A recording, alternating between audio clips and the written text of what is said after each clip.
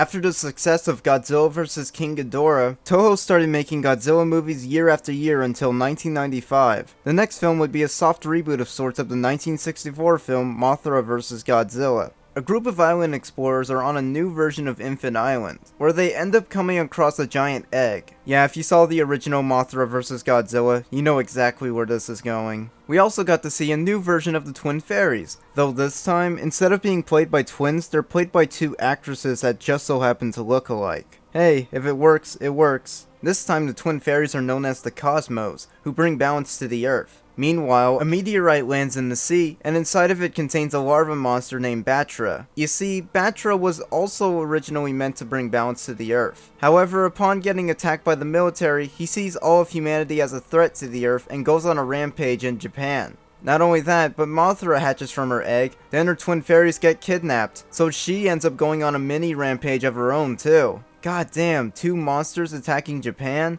Sure would suck if Godzilla was here. Oh wait. Yep, Godzilla's here too, and has some pretty decent fights with both Mothra and Batra. Afterwards, Mothra and Batra evolve into their adult forms and team up to stop Godzilla. That's pretty much the plot.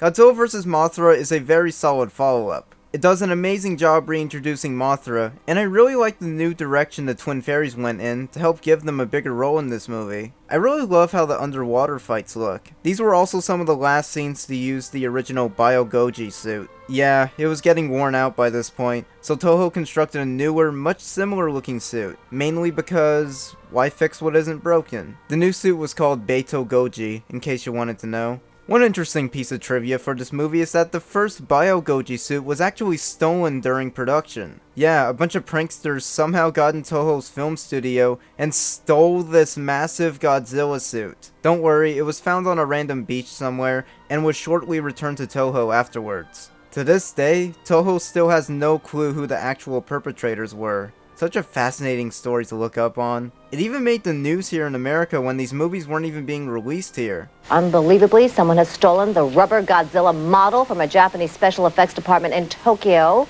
The model was made for a new Godzilla movie coming out in Japan. Now, the theft won't affect the film's premiere. I'm sure you're glad to hear that. I know. Jerry's relieved. But the 13-foot high-tech model is worth $39,000, and the Japanese, who have a real yen for their favorite movie star, they want him back. Where do you hide something like that?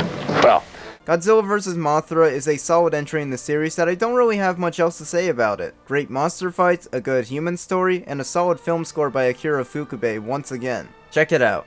The one thing to mention is that Mothra's popularity grew really well after this movie, so much so that after Godzilla's final movie in 1995, Toho made a trilogy of movies for her from 1996 to 1998 called Rebirth of Mothra. 3 movies I'll cover in its own video sometime in the future, but not during this Godzilla marathon. Until then, the next movie is a soft remake of another film in the series, so I'll see you guys later for that review. Thanks for watching.